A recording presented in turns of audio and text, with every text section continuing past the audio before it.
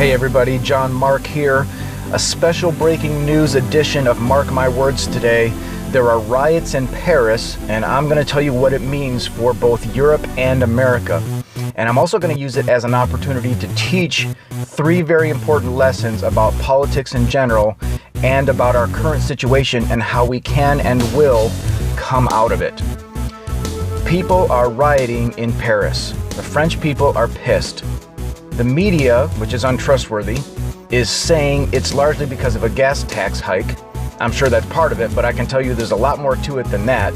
Some media is saying it's because of rising inequality. That's true.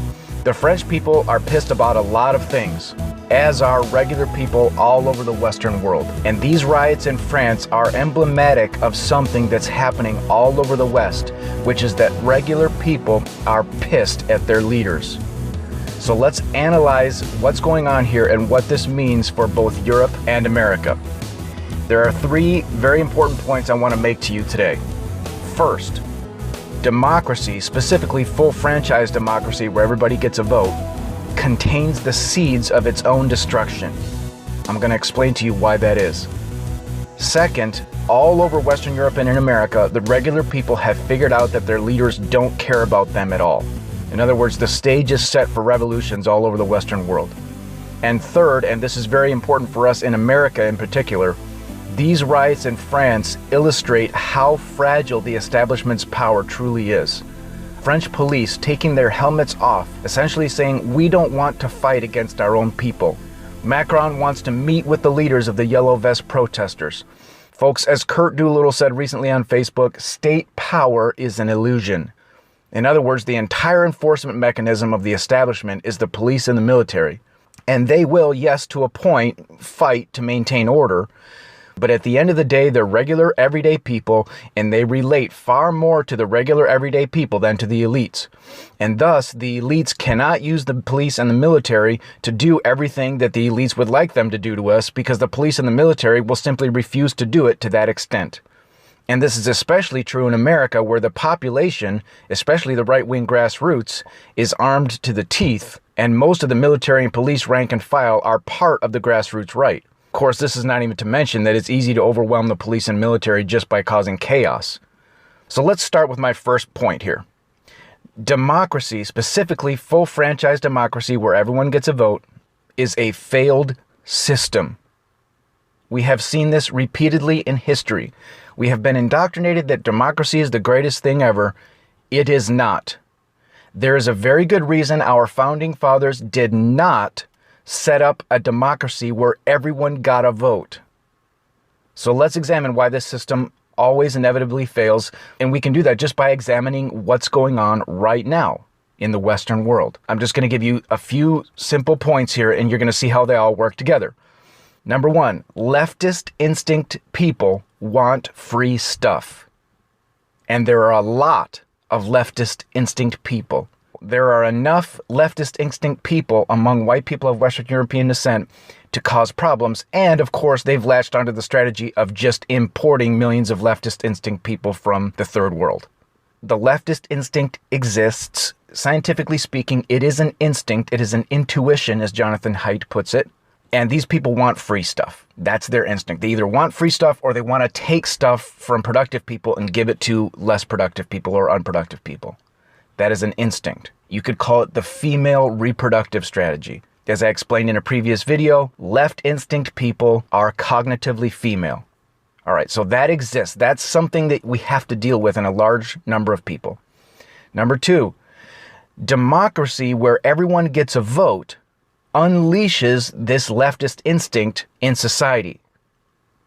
It gives power to this left instinct by giving voting power to huge numbers of leftist instinct people, and in turn giving power to leftist politicians who quickly learn that they can ride these left instinct people's votes to power. Democracy in general is a stupid system because it allows politicians with no skin in the game, who are never punished for their lies and their corruption, to sell themselves to the highest bidder. In our case in America, big corporations. All our legislation is written by corporate lawyers. It allows these politicians to do all this, to tell lies to the public. People are very easy to manipulate by telling them whatever sounds good. And democracy unleashes this through politicians. And these people can live cushy lives being generally corrupt and harmful to the people that they're supposed to serve. So democracy unleashes stupidity, and it unleashes the left instinct. It unleashes destruction.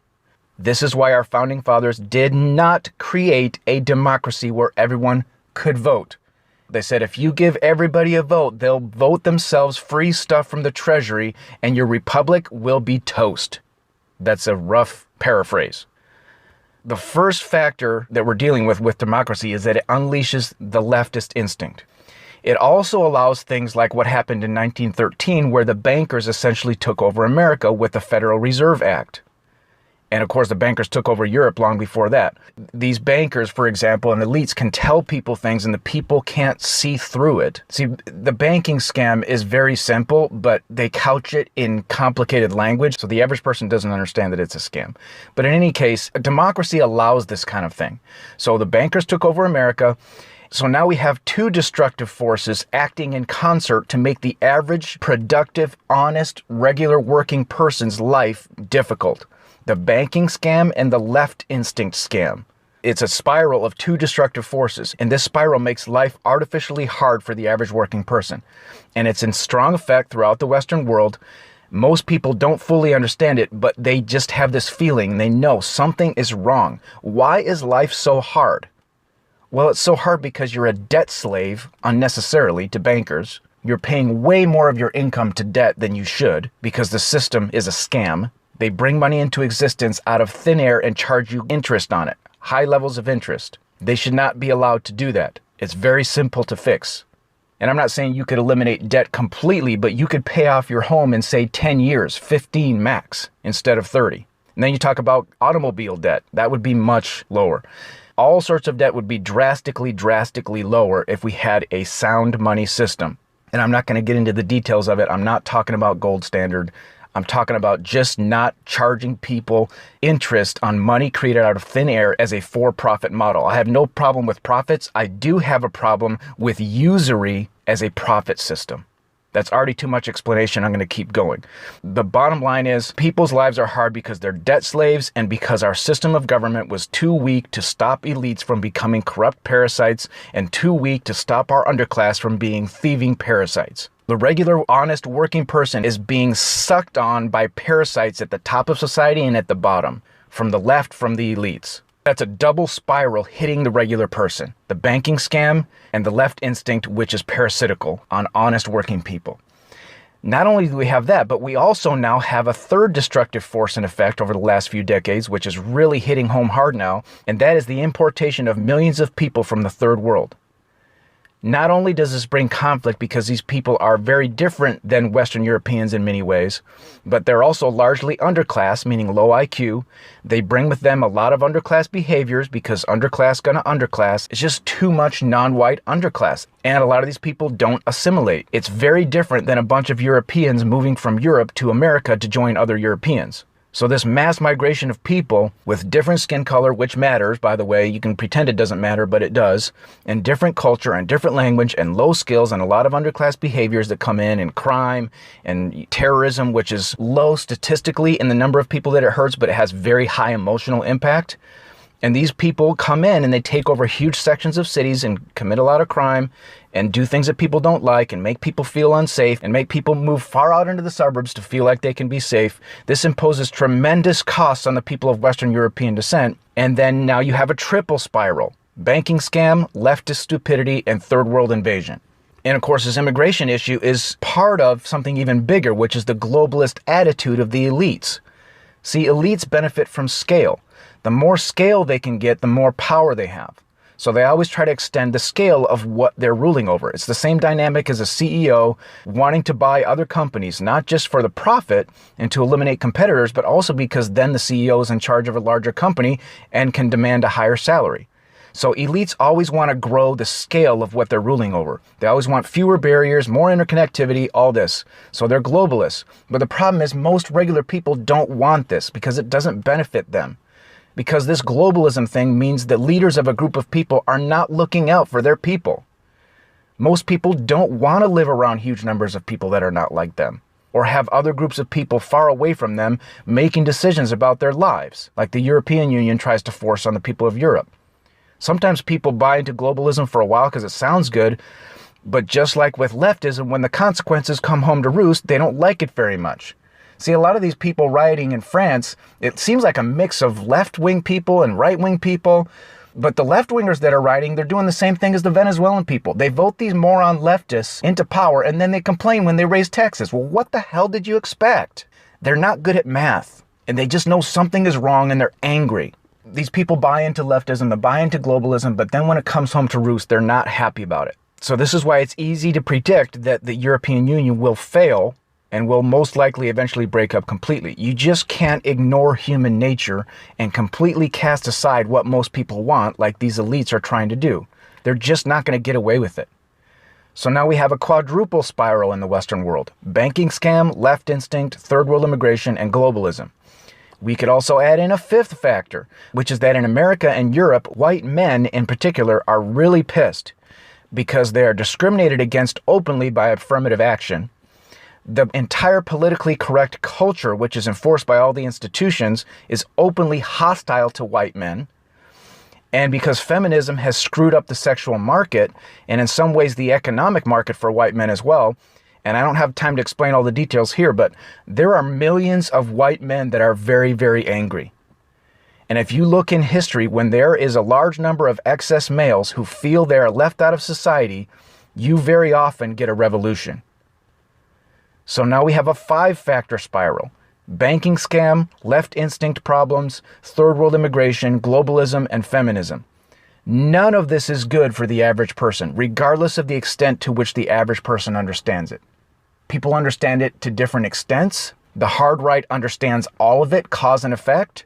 All these groups of regular people understand something is wrong, and they all understand our leaders do not care about us. So people are pissed. They know something is wrong. Only the hard right, or what I now call the winning right, can fully explain exactly what is wrong in operational terms, cause and effect terms. And thus we're the only ones who can fix it. We're the only ones with the solution. The solution is, number one, forget this full franchise democracy stuff that unleashes all these problems and is weak and allows all these problems to flourish. Now, I'm not saying people can't have representation, but it's not in a winner-takes-all full franchise democracy like we have today. There are certain parts of that system that must change and will change, and we're going to have an opportunity to change it. So the solution, let me just give you the broad strokes, is that in reality, 20% of people have to organize and lead the other 80%. That's impossible to escape. It's the Pareto law. There's no other way to set up any organization.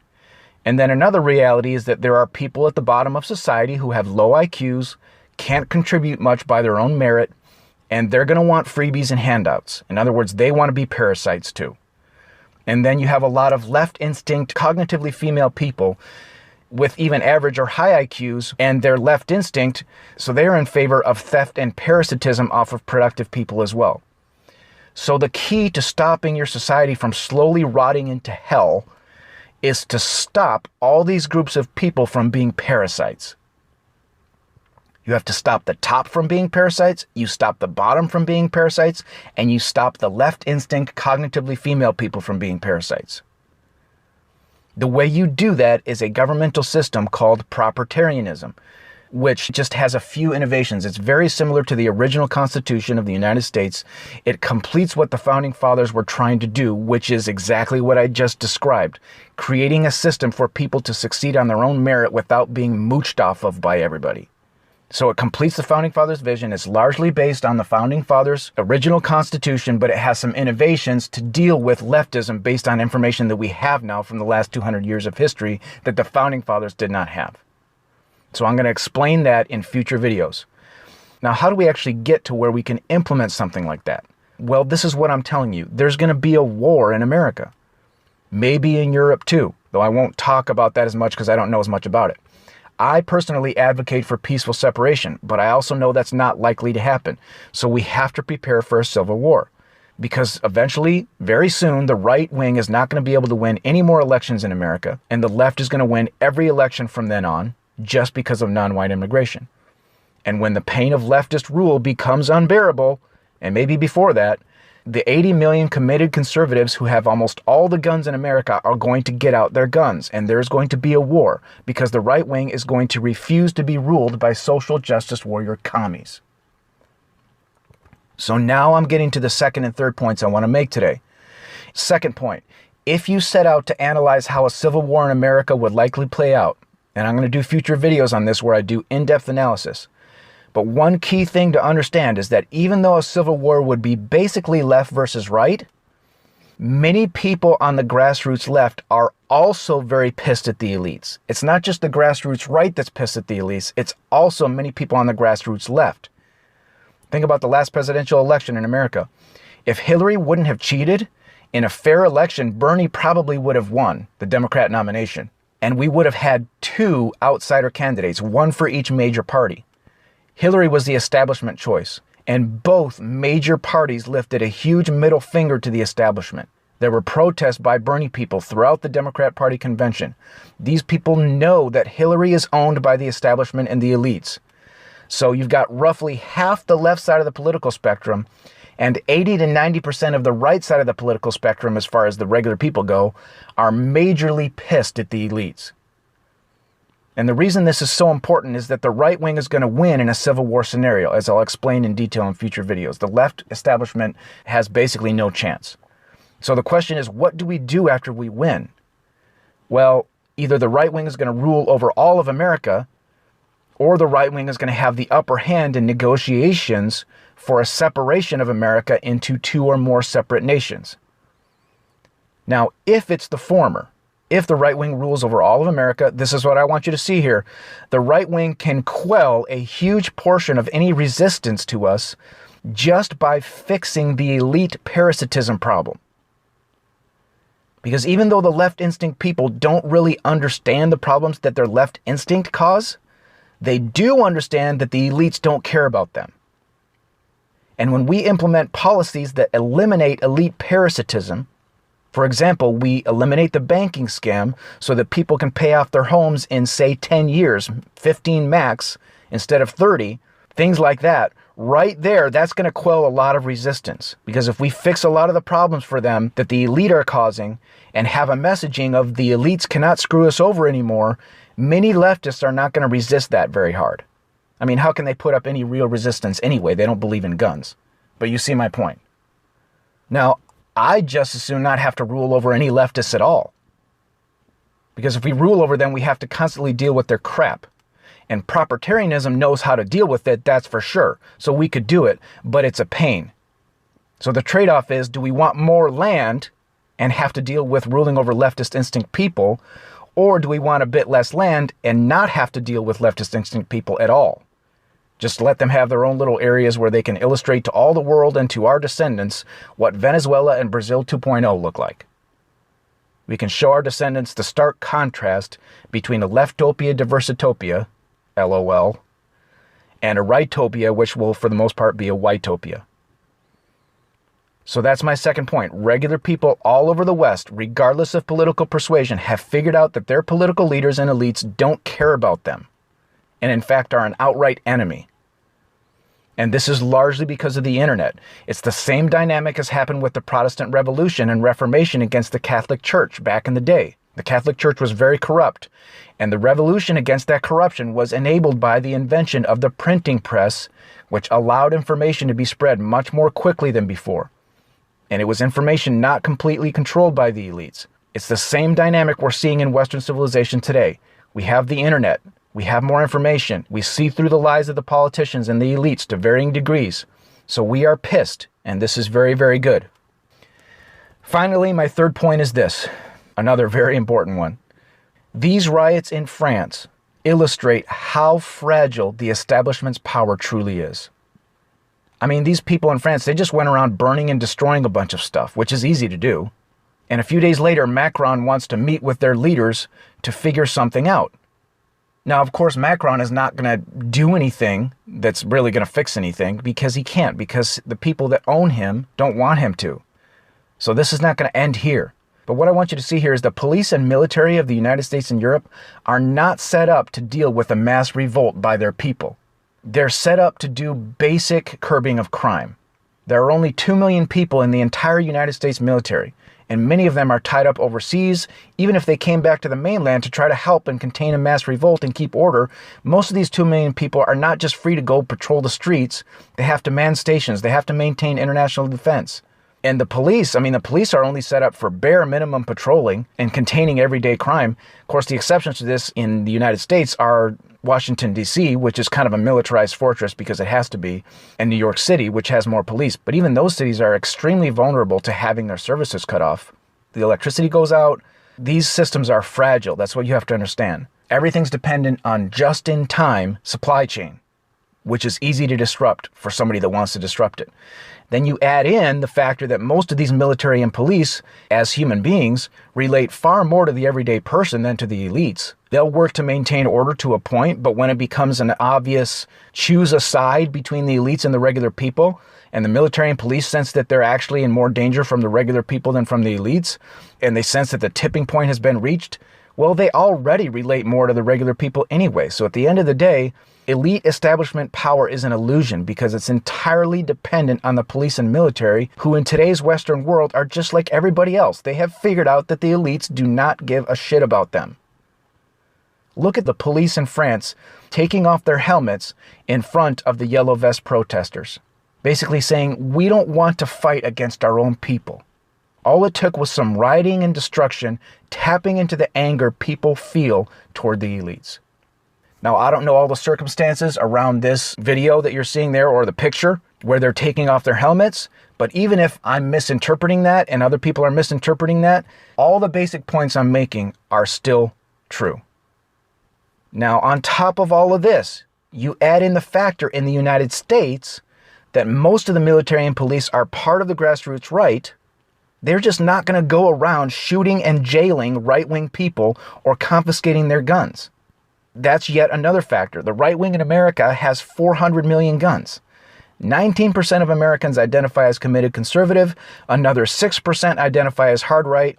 That's probably a low estimate because of how people like this respond to polling. So at least 25% of America, that's 80 million people, including 40 million men, will refuse to be ruled by leftist, politically correct, social justice warrior commies when these people start to win every election because of immigration. And this 40 million men has most of the guns and makes up most of the military and police. So this is just a surface level analysis, but you can already start to see when you start to think about it. This is why if you subscribe to my channel and you know my other videos and you keep listening to me, you will see that I am, as one viewer described me, hyper white-pilled.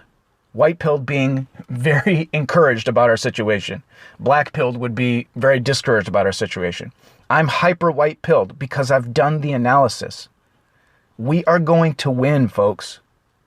I'm going to come out with videos that do in-depth analysis, and I'm never going to ask you to just believe me.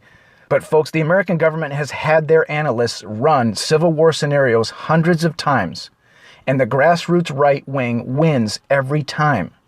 And if you're not sure about that yet, that's fine, because this is very important. I'd encourage you to subscribe so you can listen to the in-depth analysis I've got coming. But you need to know, I don't take this lightly. I'm not just here popping off my mouth trying to give you hope to build a YouTube audience. If I'm wrong, it's people's lives in the balance. I'm terrified of being wrong. But I'm telling you, I have analyzed this as much as I know how, and I'm constantly taking in more information, and nothing is falsifying the result of my analysis, which is we are going to win. So we have to have a strategy for after we win too. We cannot lose. This is life and death. This is everything we value, and the legacy of everything our ancestors did for us is on the line. We cannot afford to be wrong, because if we are, Western civilization is dead, and white right-wingers will be an abused minority in the land their forefathers built. So you need to understand, I'm not here pumping you full of hope just because it feels good, but because when you do the in-depth analysis, there is every logical reason for hope. If I thought we were going to lose, I would tell you that. I would say, get yourself and your family out of America now. Go to Eastern Europe, go somewhere. But I'm not telling you to do that because analysis says we are going to win. And yes, it's not an easy victory. We have to win a civil war. I'm not calling for civil war. I'm calling for peaceful separation. But the reality is there's going to be a civil war. I'm saying the win will come via a civil war because I'm not going to sit here and lie to you and tell you that we can win any other way because we can't. We had failed losing strategies for way too long. We had democracy, which sucks. Full franchise democracy, at least. Democracy only works for small groups of people who are very homogenous, working towards the same goals. It works then. In a situation like America, a large group of people, it does not work. It's disaster. We've had way too many failed strategies. We've believed too many lies for too long. The only way out of this is there's going to be a civil war and we're going to win it. So I'm not saying it's going to be easy. It's simple, but not easy. And obviously a civil war is very dangerous, which is another reason I'm doing this, to tell people, prepare for what's coming. But the right wing has every advantage in that civil war. And after the civil war, when we win it, we can't be caught with our pants down. We have to know what we're going to do to avoid ever having these problems again. We have a chance to complete the Founding Fathers' vision. We have a chance to do what our ancestors would have dreamed of doing. We have a chance to end the parasitical war against Western civilization and right-wing instinct living forever. We have enough information and knowledge to do that now. Past generations did not have that. So subscribe to my channel, and my next videos are primers for propertarianism. Then we're going to get into propertarianism itself. Massively important stuff. This is how we get everything we want. Subscribe to my channel for more. Before I go, a huge thanks to all my new subscribers and all the people who are saying, how can I help? I want to help any way I can. I really appreciate you all more than I can say. Until next time.